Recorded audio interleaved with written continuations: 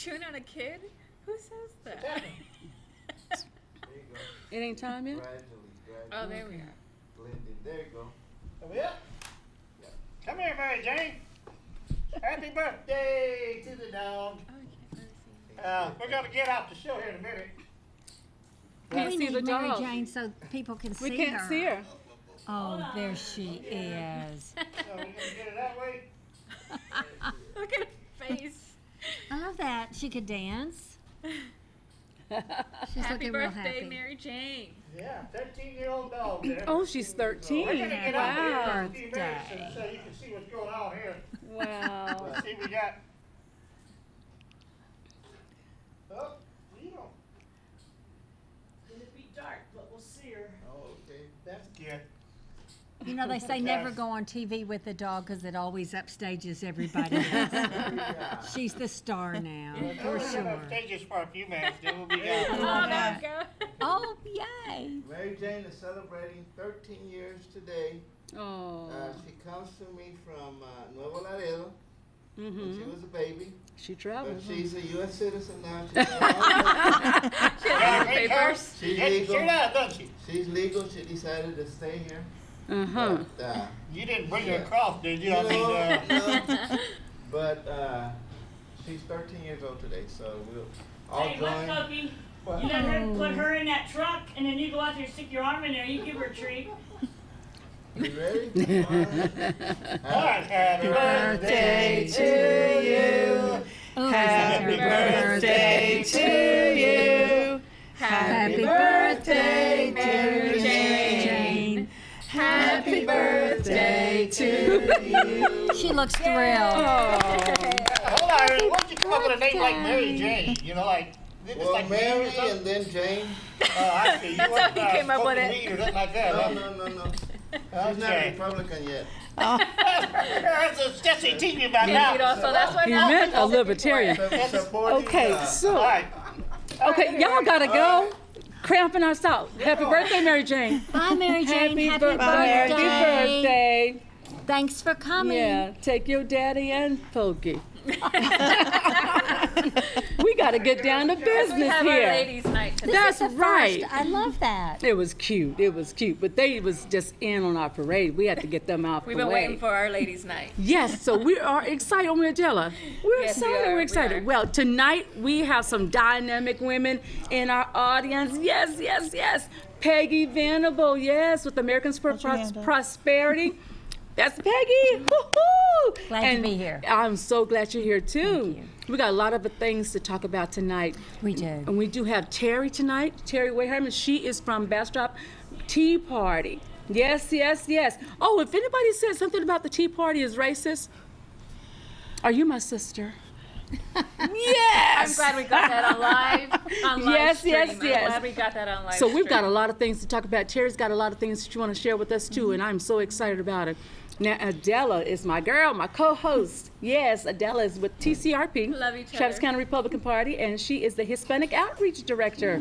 Anyway, yay. So we are here. Peggy, without further ado, tell us what's been happening since the legislative session is over.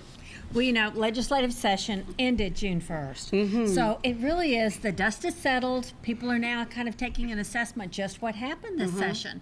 There were about 6,000 bills filed, about Wow. 1,300, just over 1,300 bills were passed this legislative session. That's a lot of And bills. the governor just this weekend, Sunday was the last day that he could sign or veto a bill. That was just yesterday, and he vetoed 42 bills. Wow. So I'd love to talk a little bit about some of the bills that he vetoed and all, Let's but do I it. think the most Okay. important thing to talk about for us this legislative session at Americans for Prosperity, our legislative priority was really to eliminate the franchise tax. Oh, You know, yes. that's that onerous, really cumbersome and inequitable tax that is issued on all businesses. Oh, I see. And what we had hoped to do was to eliminate it.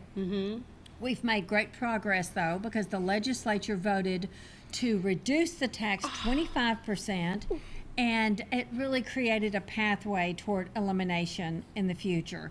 So we were Awesome. very excited about that. Our new state director, Jerome Greener, was at the bill signing with the governor and the bill sponsors, and we really want to tip our hat Wow. to leadership for awesome. this, as well as to Representative or Chairman Ways and Means Dennis Bonnen Okay. from Houston, and also to Senator Jay Nelson from Flower Okay, Mound okay. on the Senate, who headed the Appropriations Wow. Committee. Those were the two bill sponsors and the individuals who really pushed Mm-hmm. this legislation. In addition to that, they also enacted a larger homestead exemption. So people who own their homes will be paying a little bit less in property taxes than they did the previous year. So we think that's important. At the same time, part of this package, they also enacted some property tax reforms Okay. that will allow us a little bit more knowledge about how much the tax is going to be, and really hold local governments a little bit more accountable through some of the other pieces of legislation that were filed. So there were some key measures that passed this session that I think will really help grow our state's economy. Texas Awesome. Public Policy Foundation and many other organizations came out with studies and research that show just how much jobs would grow in Texas, and ultimately, by virtue of that, more businesses coming to the state, and we'll end up taking in more in tax dollars, certainly through sales tax, as these businesses flourish. So, and additionally, they'll be hiring more people. So that's the great news. Which is good. Well, I've got two questions regarding the two bills that you named. Okay, so regarding the tax with the businesses, is that Right. on big business, small business? I mean, what can a small business owner expect since this bill has been That's a great passed? question. It was known as House Bill 32, and the House and Senate had different versions the first of session. The House bill was a bill that actually lowered the franchise tax 25% for all businesses. The Senate had a dual plan. They wanted to exempt more businesses, so kind of raise the floor from 1 to 4 billion. Right now, businesses that make under a billion. I'm talking state budget numbers, so you know we got a big budget. According in to the a Bs. trillion, what's a B? Yeah, that's a good point. Good point, but for business is really important. $1 million is where it stayed. They were going to lower the tax rate 15%. So I think they came up to with a great compromise, which is really lowering the tax across the board. Okay. Then everybody has a little bit of more incentive perhaps to eliminate that. They also made it a little bit easier for them to file, because the fact is, whether you are under that $1 million mark or not, you still have to have someone come in and do the numbers to show that you don't owe the tax. So the burdensome part of it is really the keeping those numbers and filing. So they've attempted to make that a little bit easier. We believe, imagine what Texas would look like, since we're the top state for job creation and businesses relocating into our state. Right now, the top state in the country. Imagine what we would look like if we have no state franchise tax. And we can then say, truly, Texas is open for business, and imagine the businesses that would be relocating here. That's a good So rally that's what we call. hope for. Texas It is is. open for business. That's a good rally And we call. shouldn't have to give them incentives to come here. That should be incentive enough. You know, the kickbacks right. and things that these Thank you businesses so get. much, Marilyn. I mean, come on, why would That's we? right. You're coming to a great place, a great Right. state. Why do we have to buy them to come? We already have. You make what- a great We point have there, a customer Marilyn. base. Right. Well, not only that, but Marilyn is right that there are so many business incentives that have been offered in the past. States generally do that, but somebody has to say no. We don't have to offer incentives. We've got a willing workforce here. we have no state income tax, an Yes. enormous plus for us here in Texas, and the governor's really pushed to eliminate those incentives. Good. Such that we are not paying business to come to Texas. Thank you. And I think our tax dollars shouldn't be used for that also. So thank you for bringing that up, Well, it Marilyn. sounds It's like a great point. robbery. Well, I'm a bribe you. You can just come on over here, and we already have the goods. I mean, so The sad thing is local governments have been doing that Exactly. also. Saying, oh, but for the first 10 years, you don't have to pay your school property taxes or something. But somebody else is paying and those it's not taxes. fair. And then after that time period, sometimes those businesses pick up and leave when those exemptions are eliminated. So what is we something believe is that Texas really should be open for business, for businesses who want to come here and do business and not dig into the state coffers in order to do so. Thank you. One of the You go ahead. No, you go, because I'm One gonna. of the questions I had when you mentioned the homestead exemption. Yes. So if you could touch on that, because I know it was a big disappointment, I think, in Austin City Council. Because the hopes were for a 20% exemption for homeowners, and then it was a 6%, which is double digits to one digit. So Well- these exemptions that you talk about, is it just for homeowners, or how does that affect renters, You if know, at all? Good A question. homestead exemption, great question. We really would have preferred for there to be some more substantial property tax reforms take place such that everyone benefited from those. What they ended up doing was putting a homestead exemption in place, which means that if you own your home and live in it, that then you get a larger homestead exemption. Now this really doesn't, we believe, help some other folks like renters and people who may have the good fortune of having more than one home if they rent those out or whatever. So we believe there could have been another way for it to be done that we would find would be help more people across the board. Yes. Because we want more people to be homeowners. We did feel like a homestead exemption helps some in paying that the bill to be the homeowner. You know, that really is the American dream for people to be able to own their own home. And not only are homes expensive in Texas, but particularly in Austin. Yes. They're not as expensive across the state That's as other agreed places. across the board that it's expensive Very to live in expensive Austin. to own in Austin, no question about that. So yes, we do believe that that homestead exemption will help. But the bottom line is it really the legislature's responsibility, or is it the local governments who are taxing us out of our homes and their responsibility? I believe it is the latter. That as Chairman Bonin said many times during session, you know, these are local property taxes. For taxpayers to continue to look to the legislature to fix this problem is really looking too far. We need to look right in our own backyards at the cities, counties, school districts, water districts, hospital districts, community college districts, etc., that are taxing us and taxing us so high. So I Yes. think that's an enormous issue. We need to be talking about that and Yes. working out some resolutions going into the next legislative session, not wait till session. But we really need a strategic plan. How Yes. can we help make sure that property taxes are lower in Texas? And that's something that we at Americans for Prosperity are eager to work on. We believe taxpayers need more information. Yes. Right. We do appreciate that some transparency bills were filed and passed. One specifically by Representative Dan Flynn that would provide more local government debt transparency. There were other bills that will eliminate local government's ability to use some very high-priced financing mechanisms like capital appreciation bonds, which are really like a balloon payment.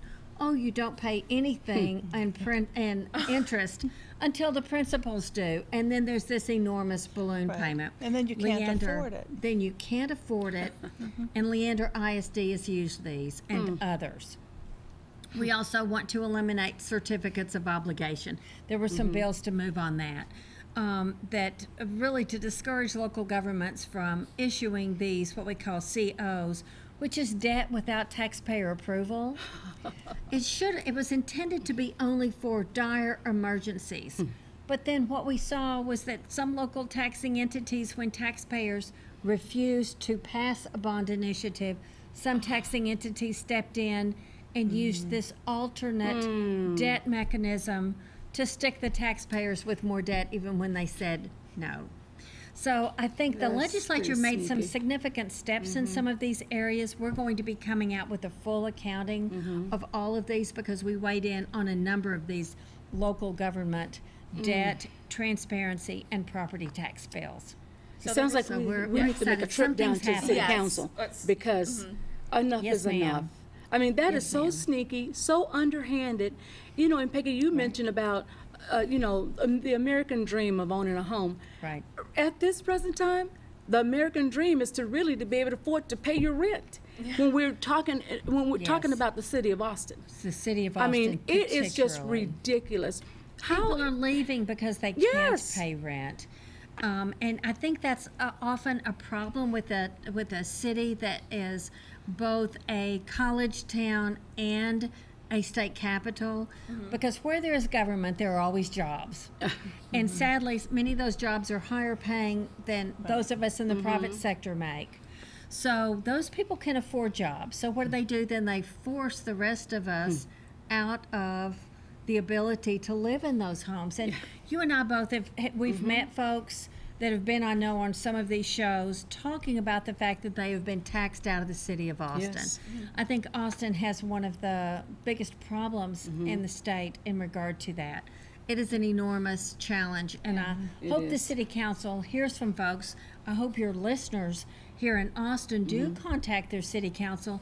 But let me just say one thing. The city council and the city of Austin charges you, has you pay less in property taxes to the city than you do to Austin Independent School District. Where you really need to focus your attention is on AISD and the amount that they charge in property taxes. My bet is significantly more than the city does. Do you know if it's comparable to like Eanes School District? Because I know they are also bond friendly.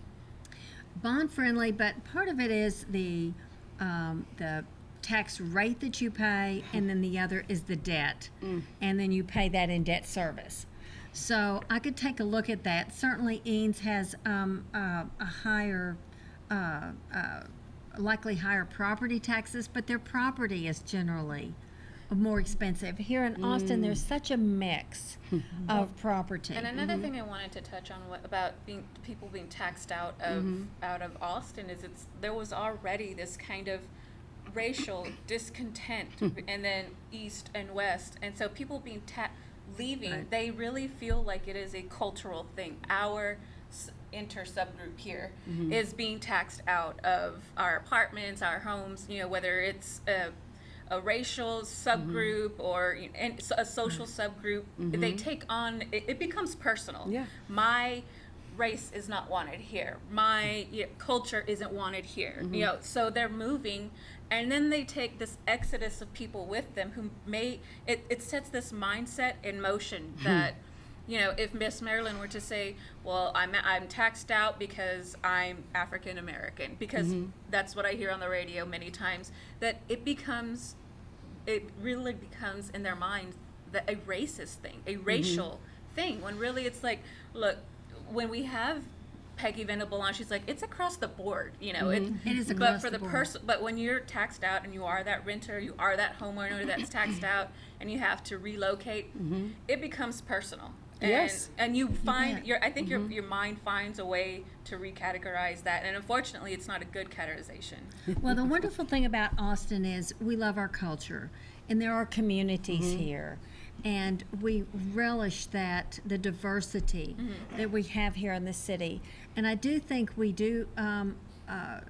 are challenged with maintaining that diversity. Now, granted, I don't think that the race has necessarily to do with how much the income is. And so I think that what we need to really look at is affordable housing in Austin, but should taxpayers have to fund that? I think no. I think what we need to do is make sure that there's an opportunity for homeowners to be able to stay in their homes. We shouldn't be taxing people out of their homes. I will tell you, my mother lived in Odessa, Texas. in the same house for 50 years. But I will tell you, she had long since paid off the mortgage, but she owed twice as much in property taxes than she ever paid, well, more than that actually, than she ever paid in a mortgage payment. So here we are talking about, part of it is people who have long time owned their homes who are now on fixed incomes that can't afford to stay in those homes. So it's a tough situation. I do believe property taxes are simply too high. They are, because I think it affects, if it affects the, I don't want to call them property managers, but the people that own these apartment complexes, their taxes are high too. bet. So then they in turn, raise the Charge more in rent. Yes. And it is just enough. It's enough. Right. But, and I understand what you're saying, Adela, too, because being a native Austinite my entire life, it is true. Even on the very street that this show is located on, even within a 1-2 mile radius, was mainly predominantly African American. Well, the East Side is I'm just going to say that it is the new white. It's so different. If you drive down people 11th Street, moving in. it's nothing like it was when we were growing up. Right. I mean, even in the other part where it's closer to downtown, they have the little restaurants and things where people sit out and eat. I think it's cute, but it is totally different. not So East I can Austin. see somebody could have that mindset of saying, hey, even right there where Carver Branch Library is. I mean, everything is changed in this city. If you move out, which is not a good idea to do, then someone else is going to come right up in there normally and probably tear down that little house you had and build something bigger. And there goes the neighborhood, because look, that expensive home on that corner, it's amazing. And there's a lot of people that are commuting here from other states that aren't native Texans, that don't get the Austin mentality. If you're not from Austin or Texas, it's completely different. It is like nothing you've seen It is. before. So No. if you make a trip down here for one. But we don't also want, like I said, this exodus, this surge of people leaving, because there is a cultural disconnect when you don't understand the verbiage, you don't understand the tax breaks, you don't understand anything other than, like Miss Marilyn said, suddenly these high-rises are coming. Yes. Where are all these condos coming from? And my Yes. little house is still right across the street. Because people see it, like the homeowners see it, it does go into those directions of a cultural, maybe sort of, it doesn't even have to be But race, let's it has say cultural. there sort of. also is a plus side to this. Believe it or not, there actually is, in that some people who have been in their homes for years are making a tremendous amount of money if they choose to sell them. Yeah. And so I have to say that the property values have gone up. What the problem then is that so many people who want to live in the city can't afford to. Exactly. And there's a lack of that diversity in the housing. We are seeing so many high rises Yes. go into downtown Austin. I think part of it is just the challenge in a growing city and the dynamics there, but I think it makes it all that much more important that those of us who live here get involved and engaged and make sure that we keep Yes. those taxes as low as we can, because there are people moving in from California or from Connecticut who say, oh my gosh, I can buy a house here that is 3 times bigger than what I had in Connecticut. Exactly. And so the houses are relatively cheap here. So that's what a lot of people are doing, coming in and buying Exactly. up homes here. You're Well, completely you've right. got all these developers from California that have bought up so much of Austin and charged these outrageous prices for rent, not just for homes or apartments, but for buildings too. Yeah. I mean, It's like, hello, this isn't California. You're in Texas. You adhere to Texas. We've allowed them but to I'm do glad that, you're right. I'm glad that Peggy brought up, we need a lot more angry taxpayers to Well, look at. Because I have to say, we want markets to work. Yes. I think all of us at this table are free market advocates. We Yes. want a market to work. Yes. But a market doesn't work well unless citizens are engaged Yes. and informed. So we almost and have to are tap active. into that anger of being, we have to tap, that is an emotion. And when people react on emotion, Yeah. whether it's their light being cut off, getting a rent that's too high, that's doubled, that causes people to react. If we can just get enough angry people to watch the show and visit these ladies' websites, definitely check out, Peggy's got some great information, and we're going to move on to her sorry. To Terry. Terry. Let me get my In a website, minute. and then we'll In a turn. minute. We'll I'm sorry. go to. The name's we'll right keep up there. talking See, too. that's one of those moments. But we're going to move on to Terry in a moment. But I'm so glad that we were able to talk on things because these are things that are being said simultaneously, not just on our show, but on other radio Everywhere. shows. Right. Our Michael Cargill, hi Michael, our other co-host who has his Come and Take It show, is also speaking about these kinds of Yeah. things. You bet. You bet. So Well, he's I like, think- don't get mad and leave. Get mad, Get mad and go hold down to elected the city accountable. council. Yes, hold them accountable. Well, I have to say, there's one thing we need to do before we get mad. I think Yeah. citizens need to engage. Is They it- need to no. educate themselves on what's going on. Yes. So that's one thing I want to salute the Tea Party for. Terry, y'all do a great job. And we at Americans for Prosperity encourage people to go to our website. It's americansforprosperity.org. Yes. americansforprosperity.org, and read about some of these issues. Yes. Contact us if you have questions or want some more information.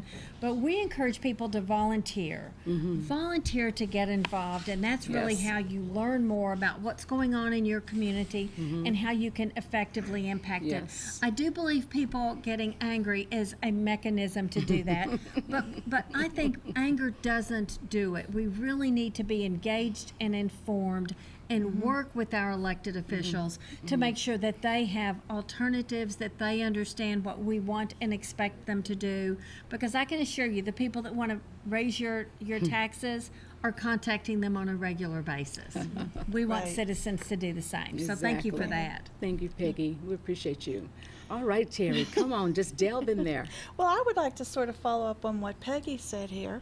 The Bastrop County Tea Party, you know, we're all about fiscal responsibility, personal responsibility, and in order to be responsible, you need to be going to the commissioners' courts meetings. You need to be going to the school board meetings. If Right, you're you not are. going to those, then you're not engaging. So just being angry and just calling your representatives and saying you're angry. Because it's one call out of like 1,000. Right. They need to see your face. You need to be there. And then whenever you have a conversation with them, you can say, you know what? I was in the meeting. I heard what was said. I know how you voted. And the other thing is, we need to vote. We need Yes. to learn Yes. to Good point. vote Yes. responsibly. Not by just name recognition, although, Exactly. you know, sometimes that's not too bad, but a lot of people vote by name recognition. It's too rainy, it's too hot, and we don't vote. Well, And if we're not responsible to do those things, then we can't expect our elected representatives who represent us I agree with you. Because to be I responsible. agree with Exactly. you. We had a voter registration show not that long ago, and so I'm deputized now and everything. Yes. And so you really have to reach out to your neighbors, to the people Right. that you're trying to get help for immediately. Your Yes. neighbors, your baseball Right. coaches, your significant others, Right. and get them Right. involved, because a lot of times it takes your friend, your best friend, a sister Right. to tell Yes. you, hey, did you hear about House Bill, yada, yada, yada, Right. and break it down in a way that they will understand it, because you'll know your people best. So you Right. could take what Peggy says, mold it to how you'll feel your Right. people will understand, and be like, hey, check out her website, and vice versa. And let me just add one more thing. We are a two-party system in this state. Two-party system. Remember that, people. Remember that, viewers. People need to know what their party platform states. exactly. If you don't know what your party platform states, then how do you know who to vote for? And that's a very good point. A very good point, because I self-admittedly have not read the entire Republican. I've read most of it, but not all of it. But I vote I vote But you with know my the mind. core values. Yes, and You I know the read core bills, values. I read policies, I Right. read up on them. So no, I don't just straight ticket vote on Right. whoever I think may be the best, good looking, or whatever. However people vote, whatever Yeah, makes. but them if vote I the way could that they jump do. in here, I do think that a number of elected officials will get elected on a party platform that they either haven't read or don't support or don't uphold. Exactly. So I think that reading the platform is one thing, but I do believe that legislators need to hear from folks. Right. And I think a phone call is okay for a legislator. When it comes to local government, I agree with you, Terry, completely. Showing up at that school board meeting, at that city council meeting, at that county commissioner's court makes an Right. enormous difference. All politics is local. Right. We need And to start on the local level. We do. And we look Yes, to the ma'am. federal government for our needs instead of the local government. And that causes even more disenfranchisement. I mean, because like my mom, like what? Because like my mom said, who isn't Imagine an that. avid voter, my mom is like, well, mija, if everybody's fighting in the federal government, what makes you think that little bitty me can change anything? I'm like, oh my, just stop right there. Because I'm such a voting advocate. I'm such an advocate of getting to know your representatives. Like you said, go to these meetings because these are the people who have the ability to shut your lights off, ability to cut Exactly. off your water, raise your rates. And people don't realize how accessible they are. It like makes Right. me pull my hair out trying to get people to understand these local ones that you Yes. have such Right. access to. And they're Right. local, so it's not like they can just shoo you away, just put you under the rug somewhere. They got to deal with you at some time. They have a lot I of think power. They have a lot of power, yes. but local officials, just like state and federal officials, they want to get reelected. So they do listen to their constituents to some degree. So we need to make sure that they're hearing from you. Yes. Because, like I said, they will be hearing from the big government advocates Yes, who want they to dig will. deeper into your Oh, pockets. heck yeah. So make sure they're hearing from you too. And they gotta have even money. it out. They Yes. have a lot of dollars. Those folks that are calling them, that want things, want your taxes raised, that want those big developments. They They do. have big dollars. And Oh, we yeah. need to think about the power we have. Exactly. We have the voting power. That's exactly Yes, right. So we they do. may give you the dollars, but we ain't gonna vote you back in office no But more let me either. follow up You on know what I'm something that saying. Terry said, if I may.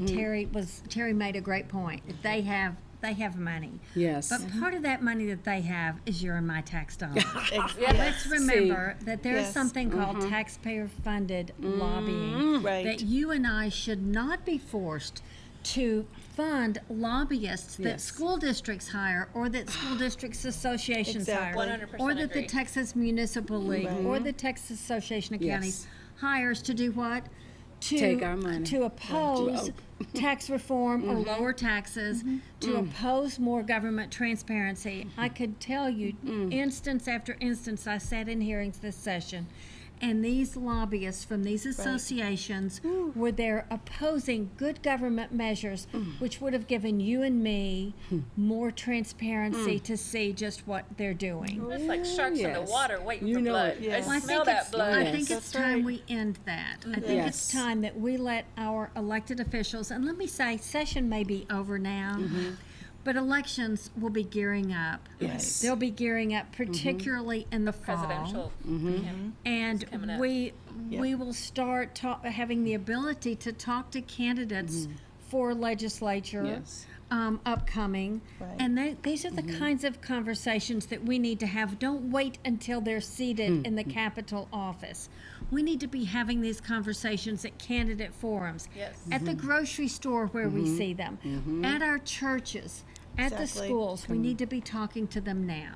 Yes, That's a we good do. point at the That's grocery a- store oh, because they yes. are public officials. Their job doesn't actually stop at the Capitol. It's just, right. it keeps going. You have constituents to answer to. Now, if you're in the Tea Party, they may see you and run down the other end. You're with who? They could. So we can stop them before they get in office. Express checkout. That's That's the thing. You know, And don't make sure vote. they've heard from you. you know, Exactly. and elect those that most closely align with your values and That's what you it. want to see Right. done. And how do you know that? Unless you've gone to candidate forums, unless you've talked to them, unless Exactly. you've asked them questions. So we actually going to be putting together a program where we're going to recommend 3 to 5 questions to ask a school board member or school board candidate. That's perfect. 3 to 5 questions to ask a city council or county commissioner candidate. Because so many taxpayers, let's face it, we're busy. We're raising our Right. families, earning a living, taking care of things in our communities.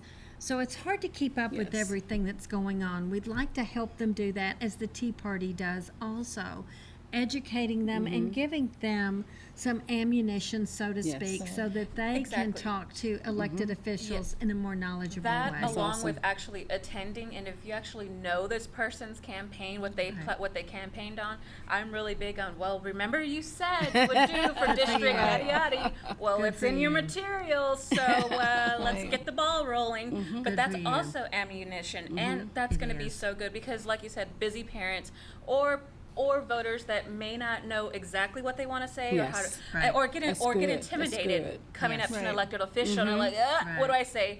So if having that kind of outline, at least they can know what they're going to ask, formulate their ideas, and just bam, bam, bam. So then Exactly. you look like one hell of an impressive voter when you come up to these Exactly. elected officials. Can I tell That's a little right. short story Of course. that I sometimes share with people? I will tell you how one piece of information can be such a powerful tool. I had a phone call from a school board member. I'm in Round Rock ISD. I got a phone call from a school board member telling me that they were considering a bond initiative. And they talked about all the wonderful things that this bond initiative would do for our schools, for the children. I'm sure it was lovely For the verbiage. children. And I let them finish, and at the end I said, I just have one simple question. That all sounds just great. But do you know how much debt we're currently carrying in Round Rock ISD? And to their credit, they said, after a long pause, Crickets. they said, I'm ashamed to say I don't know. And I said, you should be ashamed. And my bet is most people on the school board don't know. But at the time it was $1.2 billion. That's the billion that we The B. That's That's the the B. B's get in there. When you're talking government, it's the B's. And more. So I think the key is having, if I had not had that one piece of information at my fingertips, I might not have been able to make the point that I did.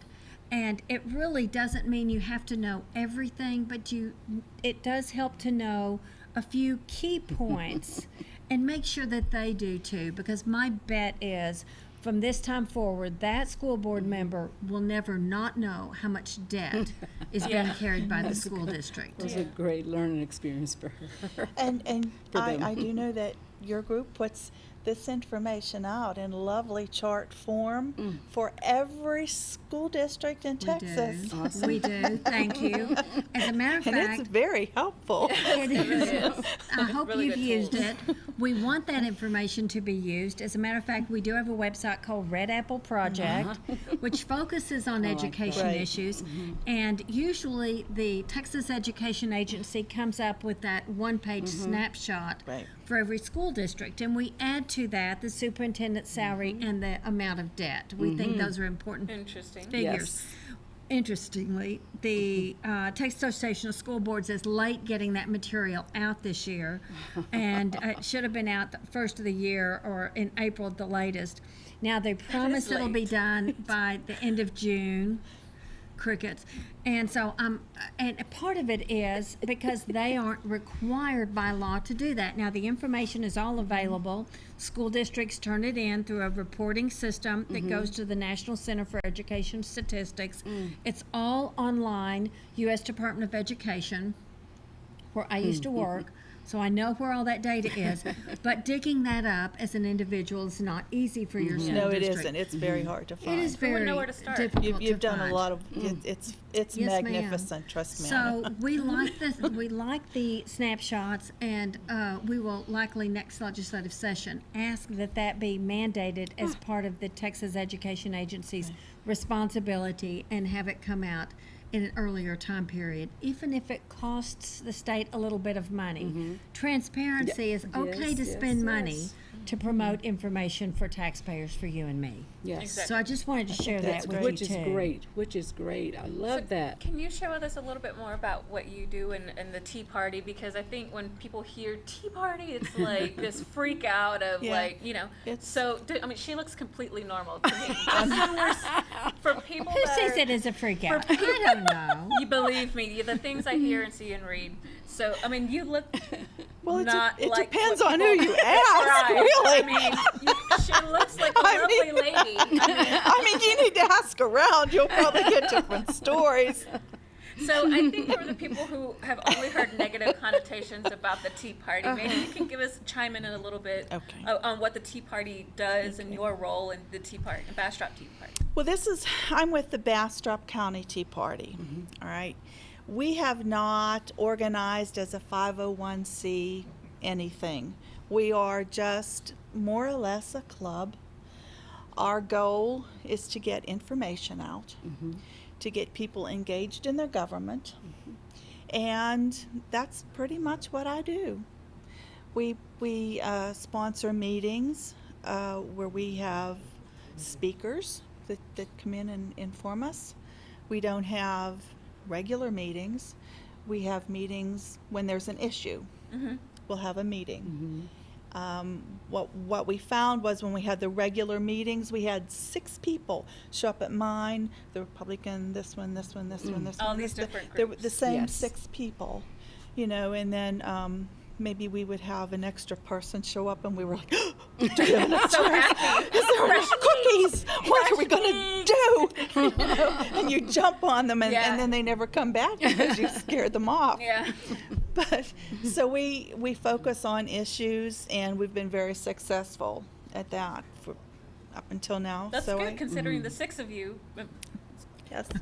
Sometimes really But they're not going to hire you for their PR person. I've But I got a feeling. Well, but I mean, Just a guess. it's great that the 6 of you could manage to do so much because I've been in organizations where it's the same token people. It's And- not 6 of us that are doing the work. It's 6 different people that are coming to each meeting. Oh, okay. Well, don't feel badly because it's like I always tell candidates, whether you have 2 people or 200 people, each person Right. counts just as much as the other. Right. So I really hope Bastrop County is watching and gives her a shot. Come to one of her meetings. I hope I cleaned up some of that PR. So I didn't mean that. That's But I just quite wanted all you right. to say you're not alone in trying to Right. get, because we're all trying to get Right. people interested on things. How do you even fight back on reality TV and like immediate fight on the phone? I mean, how do you can't. actually get people to stop, research these things, check you ladies out, y'all's websites, Right. follow through with the busy, you have to really, really care. And Right. I'm really glad that you both have not given up on your efforts because Marilyn and I There do are not give up on moments. ours. If anything, we try to Well, I have to boost tell you, y'all's. I don't think there's any. We have a lot of folks that do show up, and yet I have to say I so agree with what each of you have said. That it only takes a few people sometimes to make an Yes. enormous difference. Yes. That's true. Because if there's a piece of legislation and legislators have not heard from anyone on it, a phone call or two will certainly let them know where their district may stand on that Yes. issue because they know every phone call they get. There are hundreds of people who haven't taken the time to make that phone call or to show up and Right. talk about that Exactly. issue. So Yes. let's face it, not everybody votes, not everybody shows up at the Right. Capitol, and legislators know that the truth is they're there to please their constituents and want to get reelected, and they know that's not going to include everyone in their district. So it's amazing to me to see that just a handful of really well-armed, well-equipped, well-educated citizens can make an enormous difference on an issue. So thank you for bringing that up. Just a few people can make a very big Yes. difference. And you and I both know that, all of us know that there have been some elections that have been won by 1 to 5 to 10 votes. Oh, yes. You bet every vote counts. If you vote and call 5 of your friends or Yes. take your neighbors to the Right. polls, Yes. it can make can. make a difference in that election, can't it? And the It's other true. thing I would like to say along those lines is, we're it. There's no backup from the news media, from the national news media. There's none. It's it. We're it. Yes. And The news misconstrues everything anyway. It's so biased anyway. and even doing this, sometimes it's really hard to get the truth out. You know. And then the sitting truth is subjective to the person you're talking It to. is, absolutely. But yes. The good thing you're still trying. Well, we need to continue to try. But I feel a little more optimistic about that. I feel like the media, certainly, I may not agree with many of them philosophically, but I am saying that there is more competition in the media with the online. And of course, we started the concept, the Right, you online, did. right online is what we started, which is the conservative gathering point for folks who want to really to provide their own news sources. And so right now with Twitter, with Facebook, how many people you can influence, just people who know and respect and Right. trust you. On Facebook, you can make a tremendous difference. But we have blogs. Certainly, there are groups like the Franklin Center that does watchdog blogs that I think are doing some great investigative reporting. So it may not always be in our daily paper, but more and more of us, I think, look to our news online Yes. and through shows like this and radio, Yes. which is really so much more accessible for those of us who may not buy ink by the gallon. Yeah, barrel. exactly. Exactly. Right. Well, that's a good thing. So, Terry, what are some of the things that are out of the bills from this legislative session that, are not just impacting Bastrop, but just Texas as a whole? What are some of those things that are Well, dear actually, to your there's heart? two things. One of them is the Constitutional Convention. Okay. This is very, very controversial. This is according to our Article 5 in the Constitution, that to get an amendment added to the Constitution, you can have a constitutional convention. All right. In the Texas state legislature, it was HJR 77 that was filed by Rick Miller.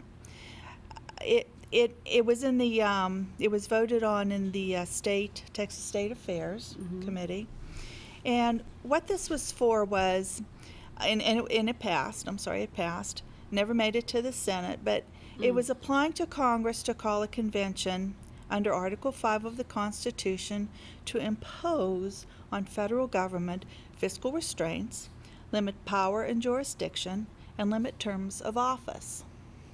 Okay? Okay. Sounds Now, the controversy in this is that we've only ever had one constitutional convention, and that was the very first one. good. Wow. I don't year think people was think that? about that. That was back in 1770. centuries. Yes. Centuries. Wow. Right. Right. So in the Constitution, in the first constitutional convention that we had when our Constitution was founded. So what makes it such a controversy? What makes it? Well, number one, it's never been done before. Maybe all you're right? setting the precedence. Well, I'm not for it. Oh. Retract that one too. I was at one time. I really was at one time. This is a way for we the people to make our voices heard. Now I have some definite views on that. Number one, we don't know who will be going as a delegate to this convention.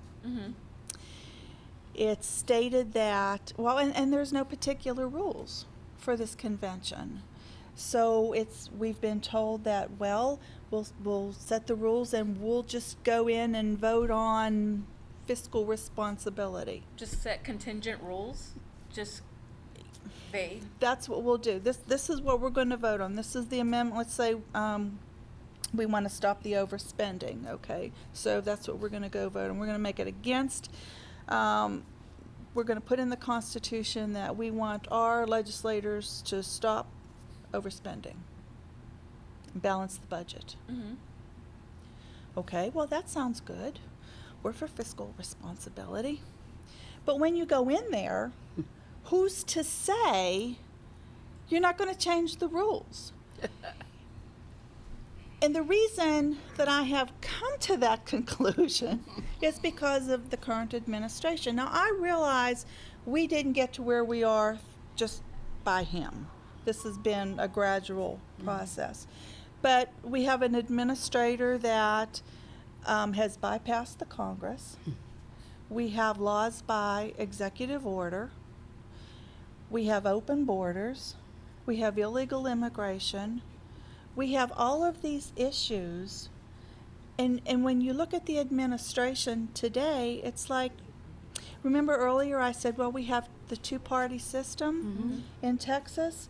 You know, I don't think they're pushing for a Republican form of government anymore. When you listen to our president and he says, we're a democracy, we're a democracy, we're a democracy, and we're a democracy. If you don't, and we have a Congress that doesn't correct him, now we're going to have this constitutional convention. What are these people going to do when they get in there if they don't know what kind of a government we have? That's true. You know, it's to me, it's common sense. I understand what the argument is when the folks say, you know, we have this right, this is our only hope. I understand what they're saying, but I think we need to sort of step back and look at a little bit of common sense. You know, if you have a speed limit sign up on the road and nobody obeys the speed limit, you don't just put another speed limit sign up. That's a great example. Hoping That is they're a going great example. to obey it. I mean, Yeah. and then let's suppose that we do have this constitutional convention. Let's say they do vote to make an amendment that they must balance the budget. Who's going to make them do that? We can't make them do that now. How will we make them do that with this other amendment? So those are my thoughts on that. Well, they're very good thoughts. It may not. But now, that's a get bill done. that passed the House but did not pass the Senate, but it is a national movement. It is a national There's an movement. Yes, it is. enormous interest in this. We have not taken a position and don't have one on it. I know National Eagle Forum, I think, agrees with you, do they Yes, they not? do. That they have great concern Right. were this convention to take place, that it could go off course Yes. and serve a totally different purpose other than what it is intended for. Then I've Right. heard people who are supporting it and proposing it saying, oh, but we can write it tightly so that that's all they could consider when they go in. I just think there is a risk. There's no question about that. You Right. articulated that really well, Terry. Are we off the air? Now I'm going to be watching the speed limit now. I'm going to be like, super aware of it even more than I was before. Well, I just thank everybody for coming tonight. I mean, I know he put that up there. We got a few more minutes left. One other thing I was going to mention was, I don't know the House bill number, but I do believe it passed where, for Texas, regarding any other laws, and I'm going to say namely Sharia law, won't be able to stand in our state, and I thought that was great. Yes. Very important bill. That was a very important bill. And who would believe we should have to pass such a bill? Right. Who would believe that? Unbelievable. But I'm glad it Thank happened. goodness, yes. You know, in advance, we were so, I guess you could say we were we done it in advance. Well, there is a Sharia law court in Richardson, I understand. So I think this is really important that the legislature took this position. Right. Yes. And I had one other issue I'd like to Sure. mention very quickly, and that is the Jade Helm 15. And that's the unconventional training that the military is doing throughout the United States. And right now they're scheduled to start on, I believe it's July 15th. They're in Bastrop. They're in Bastrop. Yes, ma'am. And, when I first heard this presented, I thought, well, we have the military, we have Camp Swift, and we're used to seeing the military and the equipment being moved around. But this is unconventional training where they go into people's private property and they role play. And With the residents? yes.